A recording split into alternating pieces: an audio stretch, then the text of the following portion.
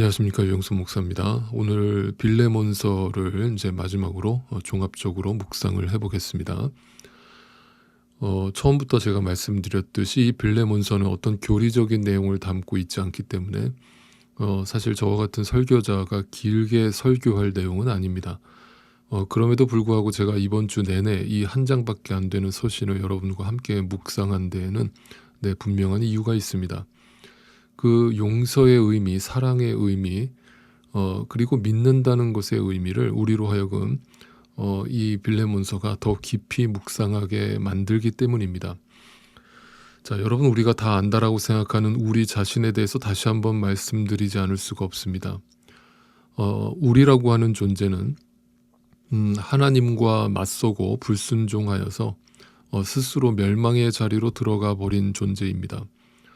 혹 그렇지 않다고 생각하시는 분이 여전히 계시다면 잠시 성경을 덮어두시고 우선 역사책부터 다시 읽어보시기를 권면드립니다. 죄된 인류의 역사는 바로 전쟁의 역사였기 때문입니다. 네, 인간은 악합니다. 하나님을 찾는 사람도 없고, 하나님을 찾더라도 하나님께 합당한 영광을 돌려드리거나 하나님 앞에 나와서 무릎을 꿇는 것이 아니라 오직 자신의 야망과 욕심을 채우기 위해서 하나님을 이용하고 사용하는 것에 급급하는 것이죠. 여기서 예외인 사람은 아무도 없는 것입니다. 율법이 있는 자는 율법을 알고 있으면서도 지키지 못했고, 율법이 없는 자는 무지한 채로 하나님을 외면하고 살았던 것이죠. 유대인들은 하나님을 아는 특권을 누렸지만 불순종했고, 이방인들은 하나님을 모르는 무지 속에서 그 멸망의 길, 사망의 길을 걸었던 것입니다. 만약 그렇게 인류의 삶이 끝이 났다면 그 끝은 분명 노아의 홍수로 증명되었던 것입니다. 심판과 저주밖에는 없는 것입니다. 자, 그런데 율법 외에 율법으로는 절대로 해결되어질 수 없는 하나님의 의가 우리에게 나타났습니다. 바로 예수 그리스도가 이 땅에 오신 것이죠. 우리의 어떤 노력이나 간구나 어떤 결심에 의한 결과가 아니었습니다. 오직 하나님 아버지의 섭리와 계획과 작정에 의한 선물이었습니다. 즉, 인간이 결코 할 수 없는 일을 하나님이 개입하셔서 하나님의 열심으로 완성하신 것입니다. 그것이 구원입니다. 여러분, 그렇다면 그렇게 구원받은 신자된 우리의 신자됨은 어디에서 발견할 수 있겠습니까? 이 세상이 절대로 이해할 수 없는 길을 가는 것으로 발견되어져야 하는 것이죠. 다니엘의 세 친구가 풀무불에 뛰어들었듯이 이 답이 없는 세상 속을 그들과 다른 방식으로 담대하게 걸어가고 살아냄으로 인해서 우리의 신앙과 믿음이 증명되는 것입니다. 그러나 그러다가 가끔씩 믿지 않는 친구들이 너는 어떻게 그렇게 살 수 있냐라고 물을 때 사실 그 질문에 우리는 뭔가 구체적인 답을 제시할 수 있는 것이 아무것도 없는 것입니다. 그냥 예수님 때문에 라고 밖에는 더 이상 설명할 길이 없는 것입니다. 여러분, 솔직히 예수 믿는 것을 어떻게 설명합니까? 그냥 우리가 할 수 있는 대답은 당신도 이것을 경험해 보면 압니다. 와서 보세요가 전부입니다. 그냥 사라지는 것입니다. 무슨 설명을 해도 이 세상은 결코 이해할 수 없는 것입니다. 근데 복음이란 그런 것입니다. 하나님의 은혜란 그런 것입니다. 그 은혜가 찾아오기까지, 그 눈이 열리기까지, 그 영혼이 살아나기까지는 어떤 말로도 설명이 안 되는 것입니다. 결국 우리 주님께서 마지막 날 다시 오시기까지 우리가 누구인지, 예수의 죽으심이 무엇인지 이 세상은 결코 이해할 수 없고 알 수 없습니다. 우리는 다만 그날을 기다릴 뿐입니다. 세상은 언젠가 반드시 지나갈 것이고 하나님 나라가 반드시 완성될 것이기 때문입니다. 바로 그것이 우리가 가지고 있는 믿음이요, 우리가 걸어가고 있는 믿음의 길인 것입니다. 그 하나님의 은혜를 입은 자가 어떻게 이렇게 살아갈 수밖에 없는가를 성경이 우리에게 보여줌으로, 기록해 놓음으로 믿음의 길, 그 은혜의 길이 이러한 것임을 우리한테 설명해 주고 있는 것입니다. 그런데 그 설명이 단지 어떤 논리적 설명으로 끝나는 게 아니라 우리도 그 하나님의 은혜를 경험하고 나면 그 성경에 나오는 모든 그 길을 걸었던 믿음의 사람들의 삶이 비로소 이해가 되어지고, 저 감정이 이 느낌이구나, 이 감정이구나, 이 생각이구나 라는 것을 알게 되는 것입니다. 이것은 논리적 설명이 불가능한 것이죠. 그래서 성경에 등장하는 많은 사람들이 걸었던 그 길, 그것은 이 땅에서 어떤 보상이나 복을 요구하거나 그것이 보장되어 있는 삶이 아니었지만, 그럼에도 불구하고 자신에게 허락된 이 믿음과 은혜라고 하는 것이 그 길을 갈 수밖에 없게 만드는 하나님의 특별한 은혜요 선물이었던 것이죠.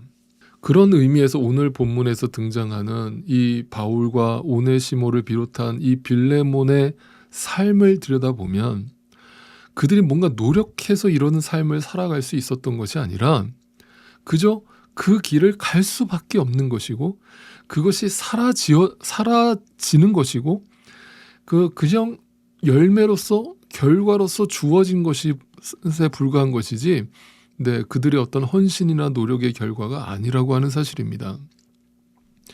그런 의미에서 바울은 빌레몬에게 그 오네시모를 용서하고 용납해달라는 이 편지를 쓰고 있지만, 사실 이미 빌레몬 마음속에는 하나님의 용서가 임한 상태이겠죠. 왜? 그 은혜를 아는 자이고 그 은혜를 경험한 자이기 때문에 이미 빌레몬 마음속에는 이 바울이 어떤 의미로 이 서신을 쓰고 있는지를 분명히 이해하고 이 편지를 읽었을 거라는 거예요.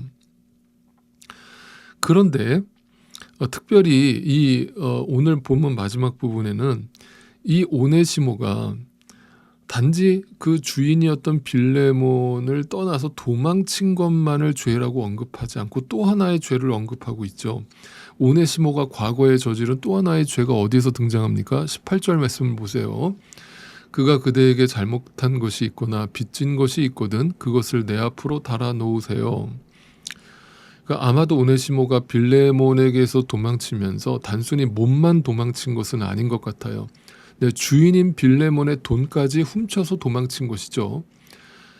그러니까 분명히 성경이 말하죠. 그 오네시모는 정말 죽어야 할 이유가 너무나 분명한 사람인 거예요. 그러니까 종이 감히 주인의 것을 훔쳐서 달아났다면 이것은 결코 씻을 수 없는 중범죄였기 때문입니다. 그런데 바울이 지금 그것을 언급하면서 뭐라고 얘기합니까? 내가 대신 갚아주겠다라고 말합니다. 자 보세요. 그러니까 이 바울의 시선 뭐예요? 그러니까 이 사람이 하나님의 은혜를 경험했고 이 사람이 내가 전한 복음을 듣고 구원받았기 때문에 이 세상의 돈이라고 하는 가치로는 절대로 설명할 수 없는 하나님의 은혜를 입었기 때문에 그깟 돈 그거 내가 갚아줄게. 그러니까 이 영혼을 받아줘 라면서 바울의 시선이 어디가 있는 거예요? 하나님의 은혜에 초점이 맞춰져 있는 거예요. 더 이상 이 땅의 물질 세계에 시선이 꽂혀 있는 사람이 아닌 거예요. 그깟 돈 좀 손해보면 어떻고 그깟 돈 좀 잃어버리면 어떠냐 하는 시선이 분명한 거예요. 돈이 다가 아닌 거예요. 이것이 믿는 자의 가치관인 거예요. 자, 그러면서 19절에 뭐라고 얘기합니까? 나 바울이 친필로 이것을 씁니다. 내가 그것을 갚아주겠습니다.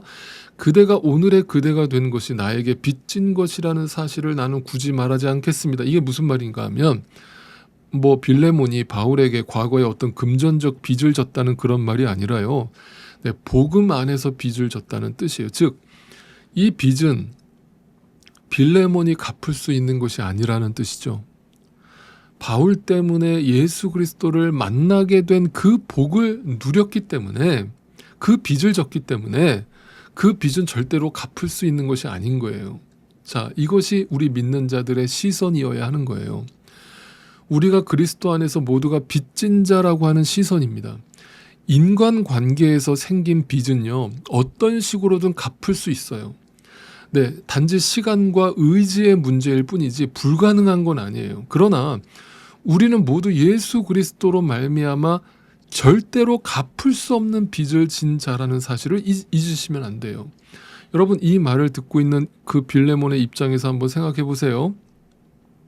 그는 분명히 그 자신이 빚진 자라는 사실을 분명히 알고 있었기 때문에 이 바울의 말이 전혀 불편하게 들리지 않았을 거예요. 믿음이 있었기 때문에 그걸 당연하게 받아들였고, 바울과 마찬가지로 더 이상 나도 그 돈 같은 것의 가치를 내가 손해본 것은 더 이상 중요하지 않아요 라고 하는 분명한 인식이 있었을 거예요. 그렇기 때문에 바울은 지금 그 은혜를 아는 자와 함께 소통하고 있는 것이죠.